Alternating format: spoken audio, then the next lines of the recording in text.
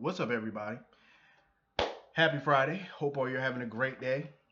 You know, I had to keep my water on deck because let me tell you something. It is hot as shit right now. It is hot as hell. It's probably like 80 degrees right now. It's crazy hot. Um, it's I this is why I don't like summer. I'm not a heat person. I don't do heat. I like spring because it's a good mix of weather. But when that summer hits, shit, you can forget about it. It's hotter than a TV in a crack house right now. Shit is crazy. That's why everybody, I implore you, um, to stay hydrated. Here's the thing, please, everybody, drink water during the summer. Please, I implore you. And the reason I say that because every summer when it's real hot and I'm outside and stuff like that, I see people drinking Coca-Cola and Pepsi. What the fuck is wrong with folks? Why are you drinking soda during this hot ass weather? Don't you know that makes you even more thirsty? Like that shit even it makes you more thirsty. It makes you more hotter. I can never drink soda during the summer when it's hot, like 90 and 100 degrees, 80 degrees. Hell no, I will pass the fuck out. I'm just no, no. Drink water or at least a green tea or something. Don't drink no damn soda. I be wanting to smack soda out of people's hand when I see them drinking that shit in 90-degree weather. Are you crazy? Are you trying to have a heat stroke? That shit make you real hot like when you drink soda. I couldn't do it. I couldn't do it. I'm sorry, I can't.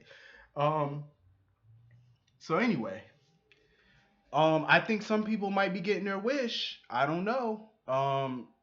Stefan Cassadine might be coming back. I don't know. I don't know if GH gonna make an offer. I know Stephen Nichols is no longer officially a part of Days. The contract negotiations broke down, so they couldn't come to an agreement. So I don't know. GH might have a shot at getting Stefan back. I wouldn't be mad either if he came back. I wouldn't be. It's been 15 years since we seen Stefan, even though he was killed off. But I mean, hell, we could always bring anybody back. Even though the cast is too bloated, but if Stefan was coming back, I'm here for it. I don't give a fuck how big this cast is. You bring Stefan back, I'm with it. I'm with it. Long as it's a good storyline, I'm just saying, don't be bringing him back just to bring him back for some bullshit. It better be something good. Steven Nichols don't play that. He ain't coming back for no bullshit. Um. Anyway, getting into this damn episode. It wasn't a whole lot going on in this episode, but it was cool for what it was for a Friday. Um, Yesterday was the best episode. You know what I think? They should have had this episode today. Should have been yesterday's episode, and yesterday's episode should have been today's episode. I'm just saying.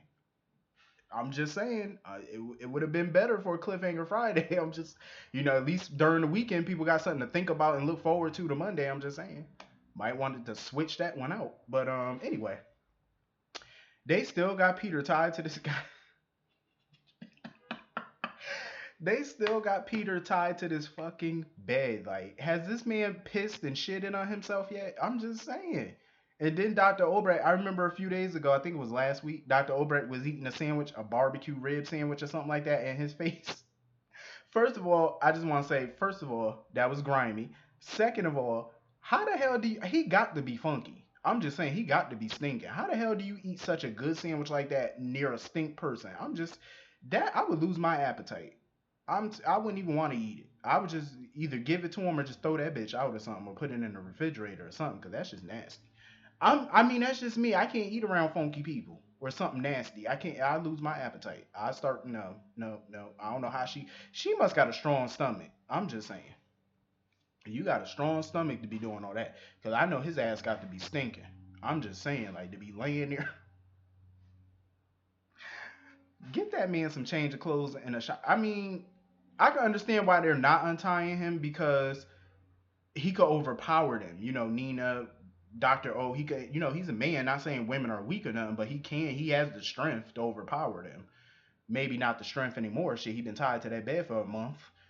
Like, what are they doing with this man? Like, just let that fool go and let the PCPD deal with him. I was like, let my people go. That was my song. Let my people go. I don't know the rest of the words. I just know that part. That's the only part of the song I know is "Let My People Go." I don't know the lyrics. I just know that one part. Um. So anyway, yeah, they need to let that fool go. Sam is getting closer to figuring this shit out because during the whole time, let me just say this first of all: the I was about to say bachelorette party, excuse me, the baby shower for the baby that is now born. Anyway, the baby shower was a nice thing. Everybody pretty much was there. Lulu, um, Bobby, Felicia, they was all there. Julian was there because the bar is his, so makes sense. I was like, cause at first I'm looking, I'm like, what the hell Julian doing at a female baby shower? Anyway, he owned the bar, so of course he gonna be there. It was a nice party. I felt bad for Lulu though, cause her husband just left the night before. Now she had a baby shower and stuff. You know, the emotions is still raw. Shout out to Dominic Zabrania. I don't know. It's gonna take me a minute to get used to him not being around. Like it's gonna take a minute, cause it's still fresh. And I hated the ending though. The way he left still bothers me. Like I'm like, why did y'all write that? Like why? It just seemed so random and rushed. I was like, we had no build up to it, no nothing. I was like, damn, they didn't even hint at it. It just came like that, came and went. I said, well, goddamn. Um, so yeah, Sam is putting two and two together because she saw Obrecht and Nina talking. Then she overheard Julian talking to Obrecht about her little wood story. Remember, she was in the woods talking about some. She was there for some type of grief group or something like that, and that they were shouting to get all their anger and emotions out, which obviously was a lie. So Julian had mentioned that, and Sam was overhearing it. Sam is putting two and two together. She know now. I think she know Nina and Obrecht had something to do with Peter disappearing. She know. She's definitely on to their asses. They need to do something with him though. Peter's sitting there having hallucinations from lack of hunger.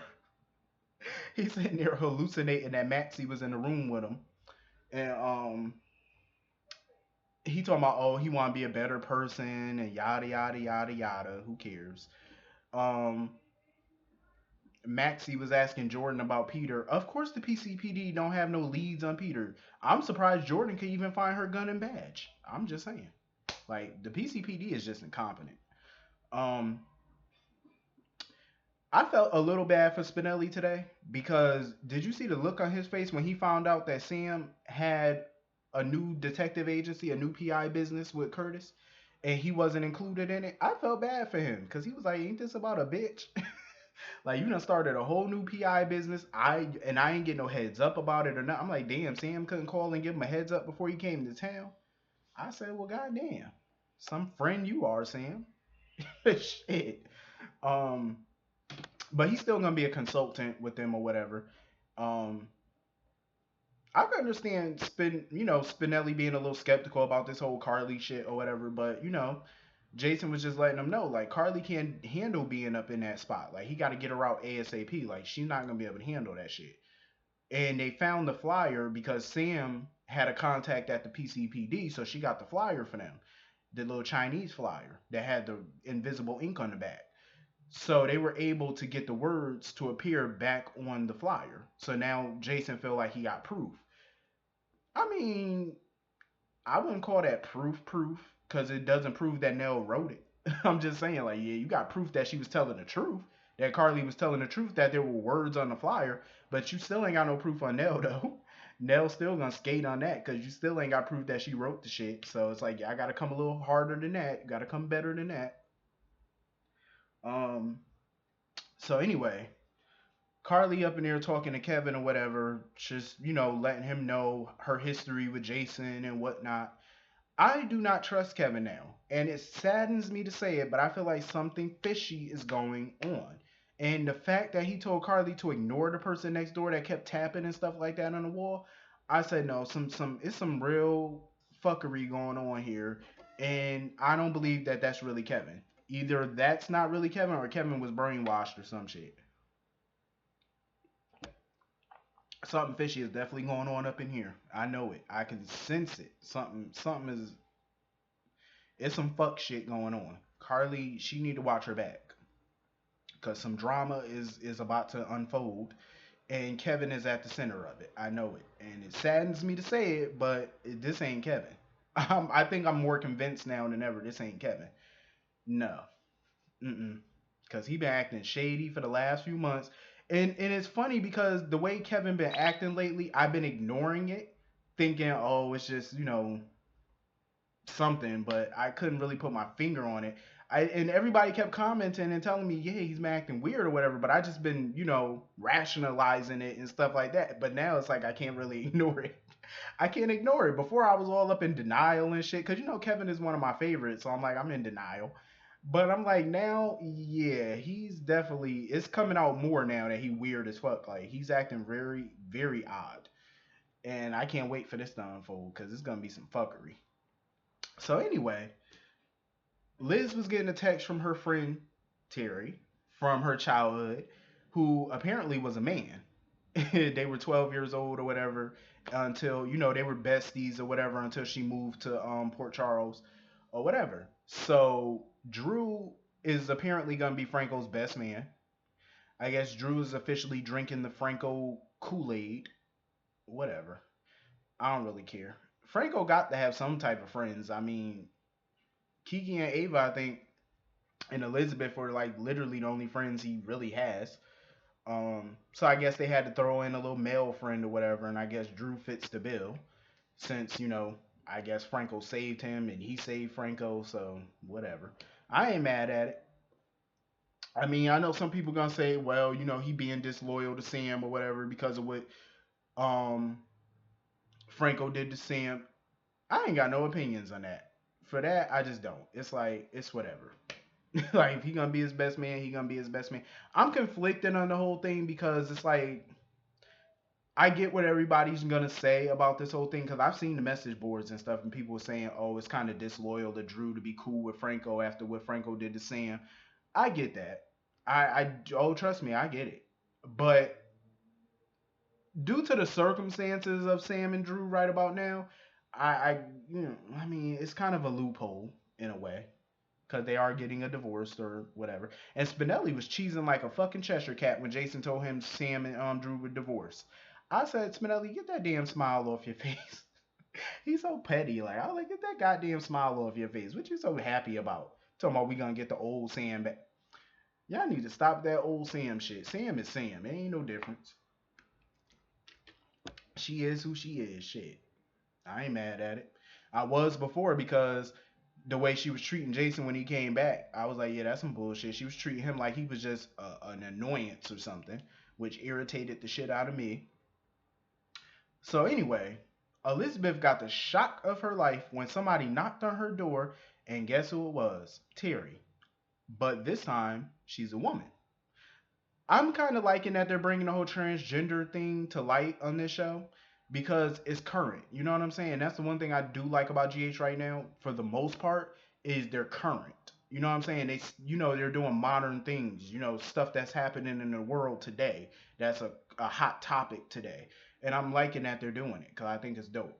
But anyway, somebody done came into the cabin or whatever when Peter was screaming. I don't know who came in there, but I don't know. It could be anybody. But anyway, hit the comment section. Let me know what y'all thought about this episode. And I hope y'all have a wonderful weekend. Like I said, stay hydrated because it's hot as shit. Um, I hope y'all have a wonderful weekend. I will see y'all on Monday. Have a great weekend. God bless. Peace.